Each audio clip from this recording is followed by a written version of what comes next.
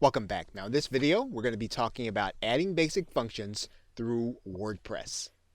Now you may run into situations where you are going to want to change some of the functionality inside of your WordPress site.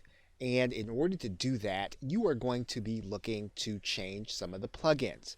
And to do that, you're going to go to your plugins area. And WordPress makes this very convenient to be able to do. And what you're going to do is you're going to start your search inside of WordPress, and you'll see that there's a keyword area right here. And what you can do is you can place the function that you're actually looking for. So, for example, you're trying to find some additional functionality so that you can add a forum. And so you might type in forum here, and WordPress will search for all of the plugins that can be used that will put a form onto your site. And so you can actually see reviews and what you can actually add to your WordPress site by clicking the install button. Maybe you're looking for an appointment calendar.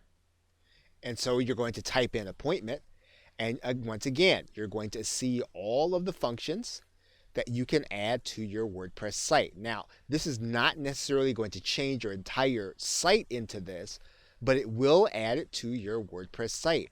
So the way that you change the functionality first is you're going to start within WordPress. Now, of course, you can go and you can search in Google, you can search in Yahoo, you can search in Bing to try to find it, but this is going to be the very best place for you to be able to start because you're going to be able to see the reviews.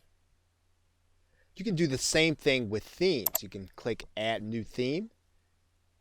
And what you can do is you can actually use what's called the feature filter. And you can start to look for themes according to the parameters that you want. And so if you are looking for a theme with 3 columns and you're looking for something that has a custom header, then what you can do is you can actually apply these filters.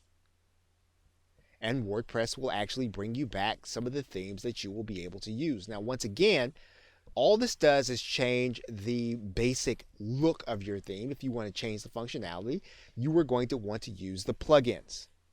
Now, if you find that you've installed a plugin, let's go to the installed plugins area, and you are uncomfortable with what it is doing on your site, what you can do first is you can deactivate the plugin. And what that will do is that will take out anything that you've done with that plugin on your site. You can then go on to delete that plugin, and that will delete everything that you have done with that plugin, and it'll also take the plugin out of your site.